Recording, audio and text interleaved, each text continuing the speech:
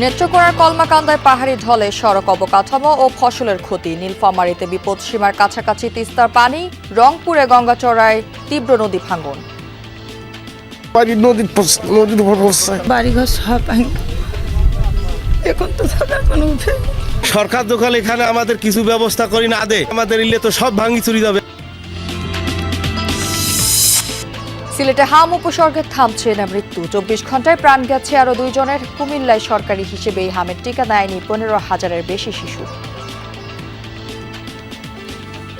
অসুস্থ ছিল এই কারণে দিতে পারি নাই। এটা দিই নাই, আমাদের এদিকে মাইকিনা করে নাই, বলেও নাই। গেলে টিকা নাই, আইয়ে না, টিকা আসে নাই। কিছু বাচ্চা বাকি আছে, আমরা আইপিসি করতেছি, রুট টু যাচ্ছি, যাদেরকে পাচ্ছি যে টিকা দেওয়া হয় নাই তাদেরকে টিকা দিচ্ছি।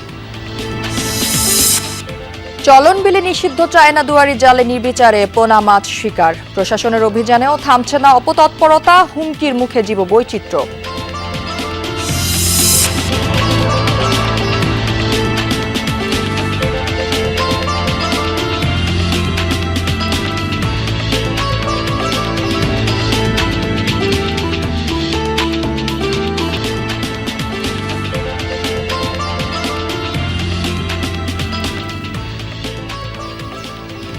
দর্শক আমন্ত্রণ সংবাদ সারা দেশে, আপনাদের সাথে আমি আছি রাহেলা জ্যোতি। এতক্ষণ শিরোনাম দেখছিলেন, এবার থাকছে পুরো খবর।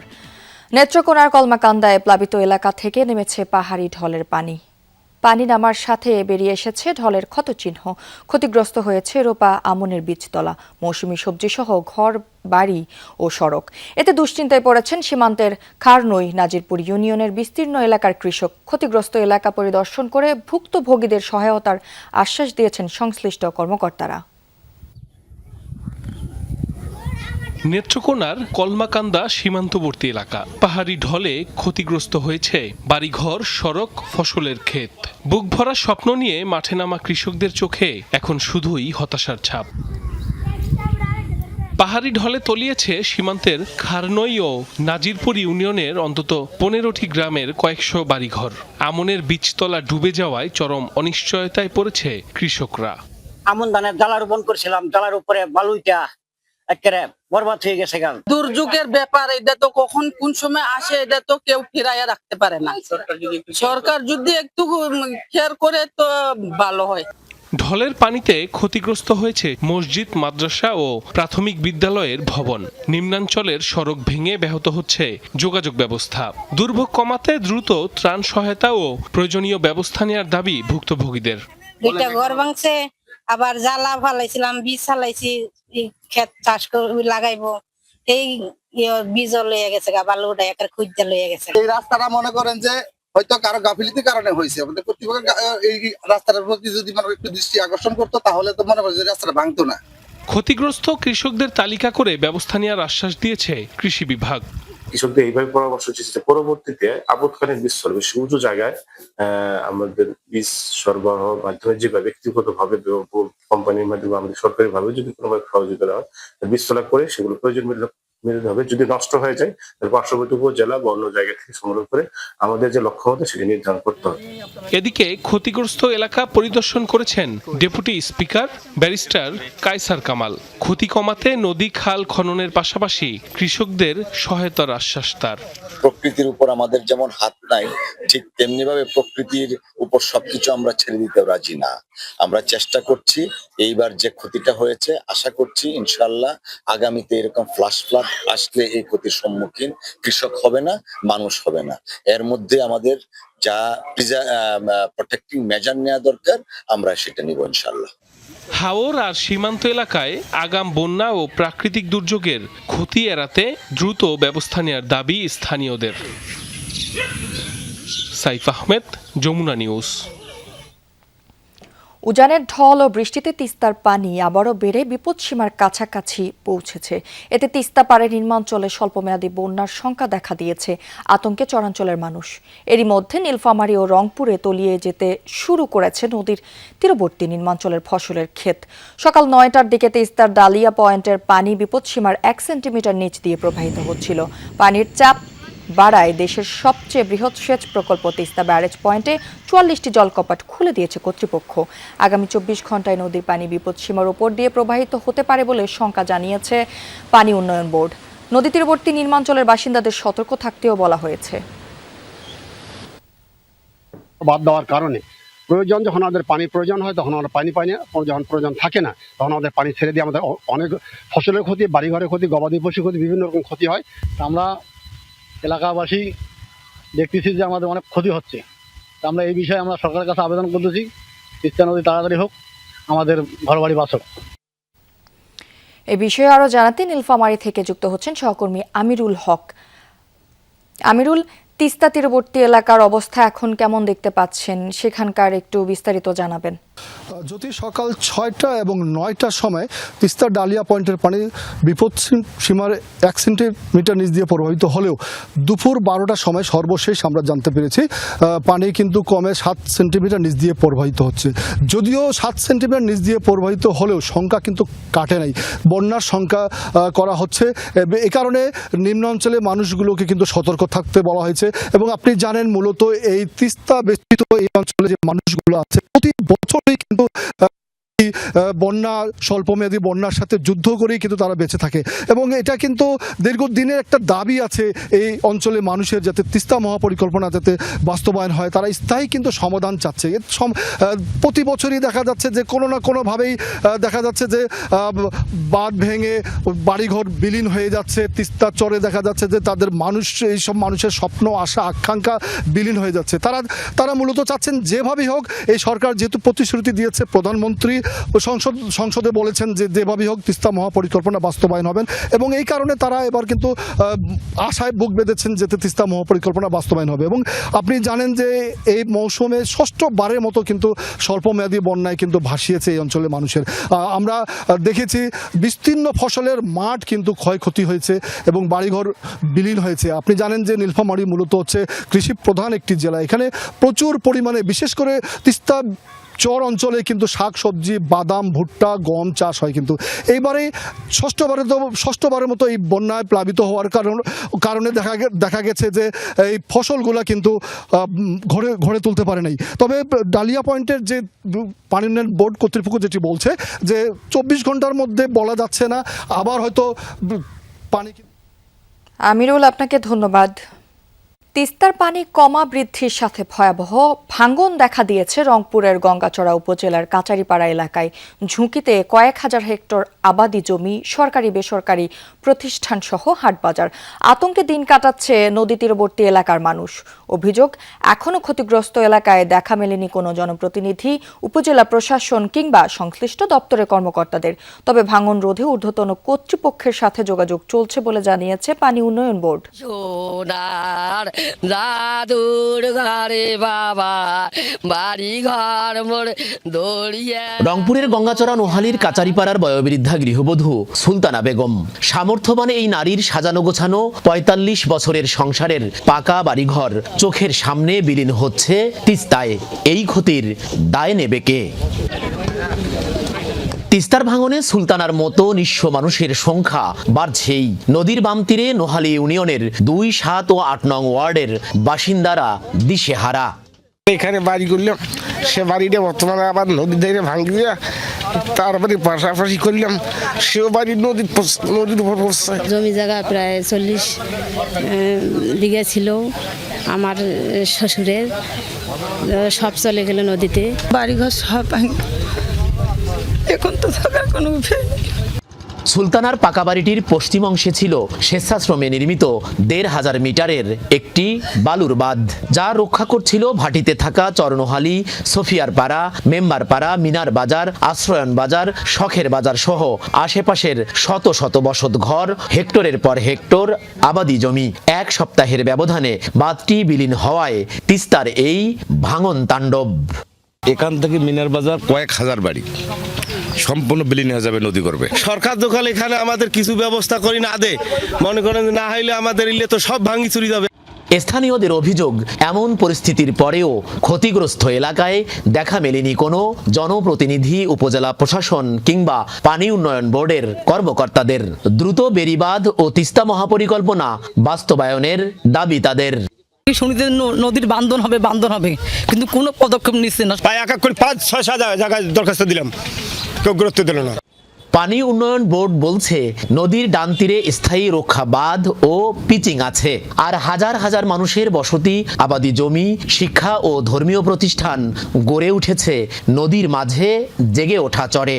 এসব রক্ষায় ঊর্ধ্বতন কর্তৃপক্ষের সাথে যোগাযোগ করা হচ্ছে। ভাঙনের প্রকৃতি এবং ব্যাপকতা অনুসারে যেখানে যেটা প্রয়োজন সেভাবেই আমরা ঊর্ধ্বতন কর্তৃপক্ষের পারমিশন নিয়ে আমরা কাজ ঠিকাদার নিয়োগ করে কাজ বাস্তবায়ন করি। চলতি মৌসুমে 6 দফায় তিস্তার পানি বৃদ্ধি পেয়ে আবার কমেছে। এতে অববাহিকার শতাধিক পয়েন্টে ধরেছে ভাঙন।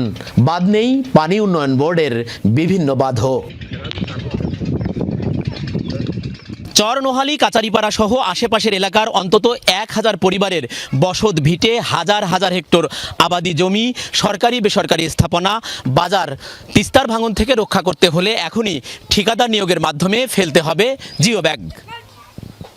সরকার, মাঝারুল মান্নান, যমুনা নিউজ, গঙ্গাচড়া, রংপুর। গত 24 ঘন্টায় সিলেটে হাম উপসর্গে মৃত্যু হয়েছে আরও 2 শিশুর। এই নিয়ে সিলেটে হাম উপসর্গে মারা গেল 107 জন। নতুন করে হাসপাতালে ভর্তি হয়েছেন 71 জন। বর্তমানে বিভিন্ন হাসপাতালে চিকিৎসাধীন রয়েছে 127 জন। হাম আক্রান্ত রোগীদের ভিড় রয়েছে ময়মনসিংহ, বরিশাল, চট্টগ্রাম ও খুলনার বিভিন্ন হাসপাতালে। ছোঁয়াচে এই রোগ নিয়ন্ত্রণে না আসায় উদ্বেগ বাড়ছে অভিভাবকদের। তবে হাম নিয়ে আতঙ্কিত না হওয়ার আহ্বান চিকিৎসকদের।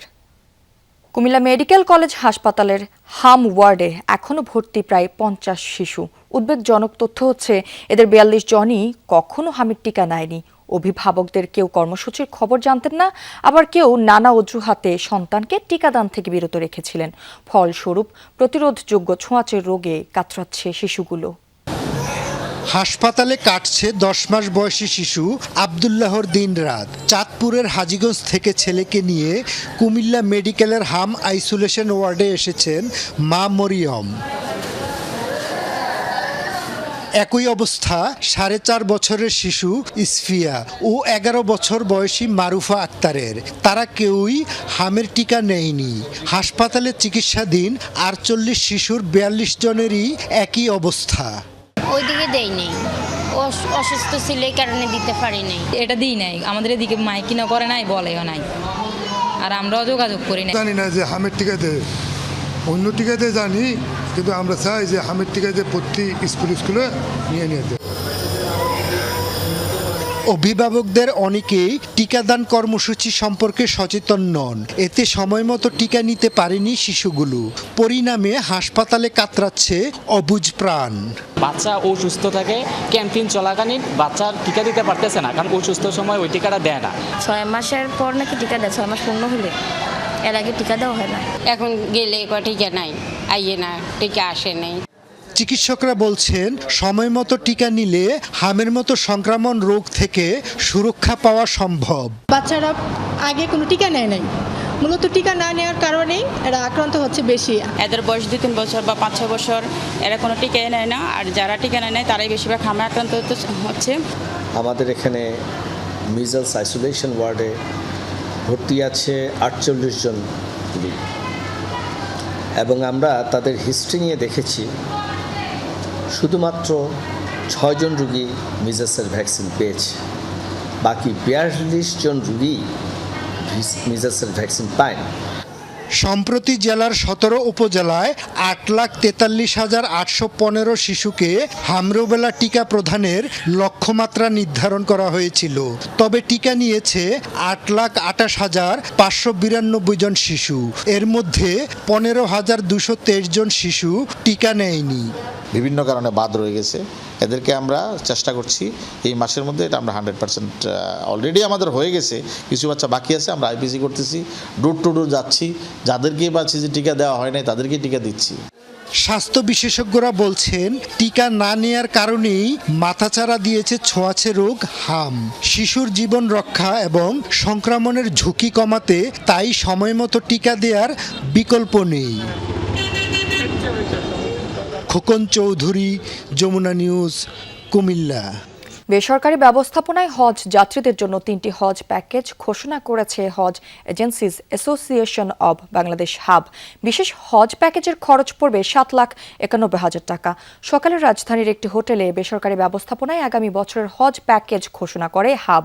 নেতারা জানান, সাধারণ হজ প্যাকেজে খরচ পড়বে 5,95,000 আর সাশ্রয়ী প্যাকেজে 5,13,000 টাকা নির্ধারণ করা হয়েছে। এছাড়া এজেন্সি সমূহ হজ যাত্রীর চাহিদা অনুযায়ী আরও একটি অতিরিক্ত বিশেষ প্যাকেজ নির্ধারণ করতে পারেন বলেও জানানো হয় সংবাদ সম্মেলনে। 2026 সালের তুলনায় 2027 সালে বেসরকারি ব্যবস্থাপনায় প্রতিটি হজ প্যাকেজের খরচ প্রায় 41,000 টাকা থেকে 3,000 টাকা বেড়েছে। সংগঠনটির দাবি, খরচ বৃদ্ধির জন্য দায়ী সৌদি কর্তৃপক্ষ। সরকারের সাথে আমরা তাল মিলে করেছি। বিশেষ হজ প্যাকেজ 7,91,060 টাকা 22 পয়সা।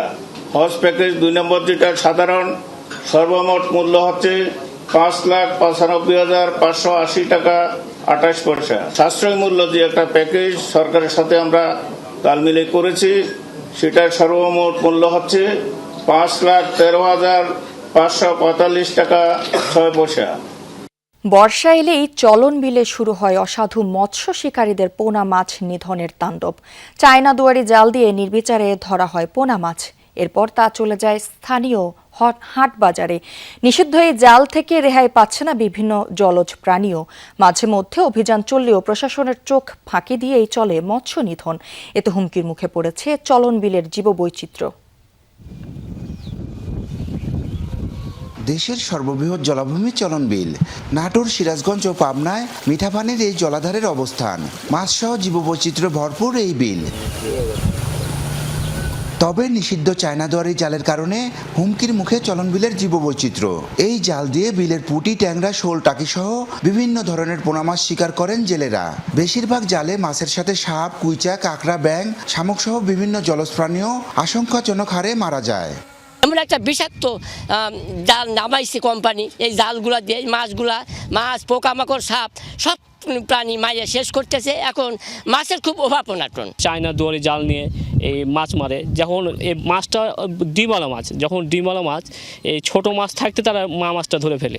চায়না জাল, বাদাই এগুলো দিয়ে যে মাছ মারা হচ্ছে, শুধু মাছ না, এখানে এই যে কুইচা, শামুক, তারপরে হচ্ছে কাঁকড়া, এই জীববৈচিত্র্য নষ্ট হচ্ছে। চলন বিলের এই ছোট মাছগুলা এখন যদি ধরে তাহলে এই মাছের চাহিদা মেটানো যাবে না। দেখা যাচ্ছে যে বাজারে ছোট ছোট পোনা, এই পোনাটাও বাজারে বিক্রি করতে আসে। স্থানীয়রা বলছেন, বিলে এখন আগের মতো মাছ পাওয়া যায় না। অন্যদিকে স্থানীয় বাজারে বিক্রেতাদের ঝুলিতে বিভিন্ন মাছের পোনার আধিক্য বেড়েছে। চায়না জাল এর কারণে মানে মাছের ডিম থেকে বাচ্চা যেগুলো ফুটতেছে সেগুলো ধরে নিয়ে এসে বাজারে বেচতেছে। অসাধু ব্যবসায়ীগুলো এই কারেন্ট জাল, তারপরে আপনার চায়না জাল দিয়ে ছোট ছোট মাছ ধরার কারণে এই মাছগুলো চলন বিলহীন বিলুপ্ত হয়ে যাচ্ছে। বলের পোনা, তারপরে গুচি মাছ, আরও অন্য অন্য ট্যাংরা মাছ, অনেক জাতীয় মাছ, যেগুলো মাছ জমকিছে এগুলো মাছ মারে এরা শেষ করে দিচ্ছে। যারা এসব চায়না দুয়ারি জাল ব্যবহার করেন সেসব জেলেদের দাবি, দারিদ্র্যের কষাঘাতে পোনা মাছ আহরণে নেমেছেন। সরকারি প্রণোদনা পেলে জীববৈচিত্র্য ধ্বংস থেকে বিরত থাকার প্রতিশ্রুতিও দেন। এটা এমন একটা চায়না দুয়ারি জাল, এই জালের মাছ যে কোনো সাপ, ব্যাঙ যাই পড়ুক এটা বাইরে হতে পারে না। কিন্তু আমরা জেলে আমাদের কোনো উপায় নাই, বাধ্যগত আমাদের এটা মাইরে খেতে হয়। চায়না দুয়ার জালে আমরা সব কিছু, এই ছোট মাছ যা কিছু থাকে সব কিছু আমরা মাইরে এই চায়নাকে আমরা ব্যবসা করি। বড় হলে আমরাই মারবো। এখন আমার একটা শাল বললে চোরা লাগি, গরিব মানুষ অন্য কাজকর্ম করে পারি না, আমরা এই নিয়ে কর্ম করে খাই। ধরেন যে অন্য হয়ে গেছে আমার, অন্যার জন্য তো এখন সকলেই ধরি দেখে আমরা ধরছি। এখন একসময় বিলে 130 প্রজাতির মাছ পাওয়া যেত, এখন তা নেমেছে অর্ধেকের কোঠায়। চলন বিল যেন পুরোপুরি মাছ শূন্য না হয় সেই লক্ষ্যে কাজ করার কথা জানান মৎস্য বিভাগ ও স্থানীয় প্রশাসন। মাঝে মধ্যে অভিযানে নিষিদ্ধ জাল জব্দ করে পুড়িয়েও দেওয়া হয়। তারপরও প্রশাসনের চোখ ফাঁকি দিয়েই চলে নির্বিচারে পোনা নিধন। এক শ্রেণীর অসাধু মৎস্য শিকারী এবং মৎস্য ব্যবসায়ী বিভিন্ন ধরনের নিষিদ্ধ জাল দিয়ে মাছ শিকারে মেতে উঠেছে এবং কিছু ব্যবসায়ী এই নিষিদ্ধ জাল বিক্রি করছে। কোনো মাছই রক্ষা পায় না এবং এই কারণেই কিন্তু আমাদের চলনবিল এলাকার যে মাছের যে বৈচিত্র্য ছিল, মাছের যে সমাহার ছিল, সেটি কিন্তু আস্তে আস্তে নষ্ট হয়ে যাচ্ছে। ইতিমধ্যে আমাদের হালতি বিল এবং চলন বিলে অনেক অভিযান পরিচালিত হয়েছে। সেখানে চায়না জাল জব্দ হয়েছে, জরিমানা হয়েছে এবং এই মৎস্য সম্পদ রক্ষার্থে আমরা প্রয়োজনীয় সকল কার্যক্রম ইতিমধ্যে নিয়েছি। স্থানীয় বাজারে প্রকাশ্যেই বিক্রি করা হয় নিষিদ্ধ এই চায়না দুয়ারি জাল। একসময় মৎস্য সম্পদে ভরপুর ছিল এই চলন বিল, কিন্তু সময়ের ব্যবধানে অবৈধ চায়না দুয়ারি জালসহ বিভিন্ন নিষিদ্ধ জালে পোনা মাছ নিধনের ফলে মাছ সংকট দেখা দিয়েছে এই বিলে। তাই চলন বিলের মাছ রক্ষায় প্রশাসন আরও কঠোর ভূমিকা পালন করবে, এমনটাই প্রত্যাশা করছেন সবাই। নাজমুল হাসান, যমুনা নিউজ, চলন বিল, নাটোর। দর্শক, এ ছিল সংবাদ সারা দেশের এখনকার আয়োজনে। এতক্ষণ যারা সাথে ছিলেন সবাইকে ধন্যবাদ।